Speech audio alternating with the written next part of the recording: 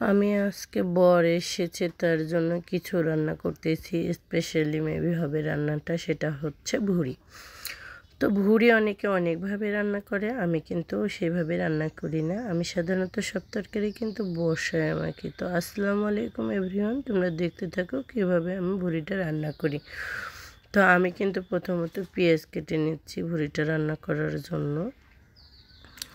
আর বরের সাথে একটু টুকটুক করে গল্প করতেছিলাম, অনেক দিন হলোই তো আসছে, মানে মাসখানেক পর আসছে। তো একটু গল্প না করলে হয়, গল্পের সাথে সাথেই আমি কাজ করতেছিলাম। তো যাই হোক, দেখতে পাচ্ছ আমি কিন্তু পেঁয়াজগুলো কেটে নিচ্ছি। পেঁয়াজ যখন আমার কাটা শেষ হয়ে যাবে তারপরে আমি দেখাই দিব তোমাদেরকে হচ্ছে ভুড়িটা কিন্তু তোমরা দেখতেই পাচ্ছ অলরেডি ভুড়িটা চাক বান্ধাই রয়েছে, এখনও ভুড়িটা গলেনি।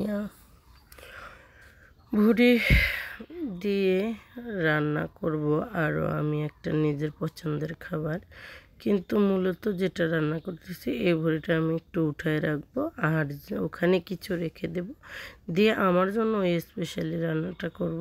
অনেক দিন আমি করি নাই, সেটার জন্য আমার লাগবে হচ্ছে আলু আর পটল। তো আলু পটল দিয়ে ভুড়ি ভাজি করে খেতে আমার খুব ভালো লাগে। সেটা অনেকেই, আমি অনেক দিন আগে যখন আমি ভিডিও শুরু করেছিলাম তখন একবার একটা এই রান্নাটা দিয়েছিলাম, কিন্তু আজকে আমি যেহেতু রান্নাটা দিব না সেহেতু আগে একটু বলে রাখলাম যে আমি এই ভুড়ির সাথে এভাবেই খাবো। তো এই দেখো আমার পেঁয়াজ কাটা শেষ, আর এখানেই দিয়ে দিব হচ্ছে এই যে ফ্রিজে রাখা ডিপ করা ভুড়িটা। গরমে গেলে এমনিতেই গলে যাবে, তো আমি সেটাই করতেছি। একে একে সমস্ত উপকরণ এখন আমি দেওয়া শুরু করে দিব। প্রথমে দিয়ে দিলাম হচ্ছে আমি ধনিয়ার গুঁড়া, হয়তো একটু উল্টাপাল্টা হতে পারে, সমস্যা নেই। তারপরে দিয়ে দিচ্ছি হচ্ছে মরিচের গুঁড়া। তো বন্ধুরা, ভুড়ি হোক মাংস হোক এভাবে হাতে মাখালে কিন্তু খুব মজা হয়। এবার আমি যেটা দিব হলুদ। আমি চেষ্টা করি রান্নায় যে যে উপকরণগুলো দেই সেগুলো তোমাদেরকে সহজভাবে দেখানোর।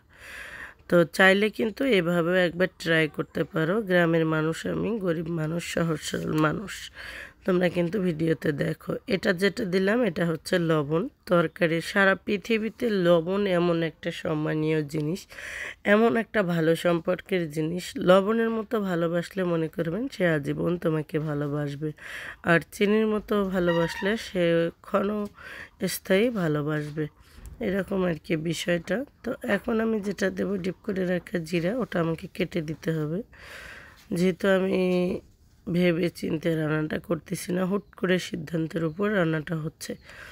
তো আমি একটু জিরা কেটে দিলাম, তারপরে দিব হচ্ছে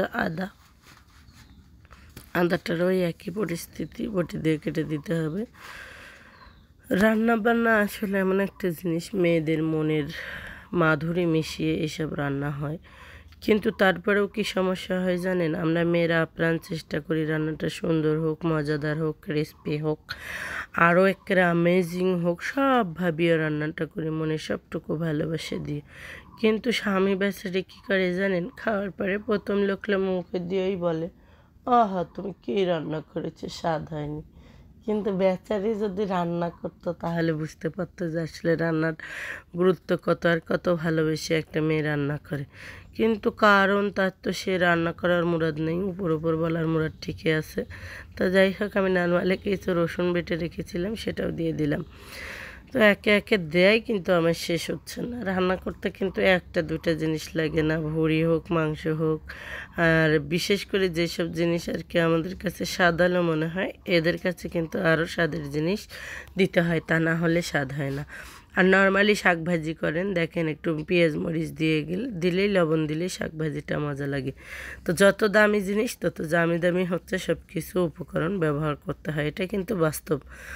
তো এইবার আমি যেটা দিব সেটা হলো সাদা এলাচ দিব, আর দিব হচ্ছে দারুচিনি। আমার ছেলেটা একেবারেই দুষ্টামি করেই চলছিল, ছোট মানুষ তো কিছু বোঝে না, খেলতেই থাকে। সে হোক ভিডিও, হোক পিস্তল ধরা মায়ের বুকে, খেলনা পিস্তল দিয়ে, তাকে তো পিস্তল আমরা কিনে দিইনি, একটা গাড়ি ভেঙেই সে ওরকম করে বানিয়েছে। তো মাঝে মাঝে ওর বুদ্ধিগুলো দেখলে খুব ভালোই লাগে। আমি তো মা, কখনো রাগ হই কখনো আদর করি, এটাই হচ্ছে নিয়ম। তো এবার আমি দিলাম সাদা এলাচ, দারুচিনি আর সাথে একটা কালো এলাচ একটুখানি কাটি দিতেছি, কারণ কালো এলাচের গন্ধটা আমি বেশি নিতে পারি না, অর্ধেকটাই দিলাম। তো এবার আমার সব কিছু দেওয়া শেষ, বাকি রইল তেল। তেলটাও দিয়ে দিব। তেল দিয়ে যেহেতু আমার ভুঁড়িটা হচ্ছে জমাট বাঁধা আছে, আমি হাতে একবারে মাখাতে পারবো না, বাকি যতটুকু গলে গেছে মশলাগুলো সবগুলো আমি হাতে জাকাইয়ে মাখাই নিচ্ছি। এটা হবে কি, যখন আমি রাইস কুকারে উঠাই দেব তখন দেখা যাবে কি গরমে ভুঁড়িটা গলে গেছে। কিছুক্ষণ ঢাকা চাপা দিয়ে রাখবো।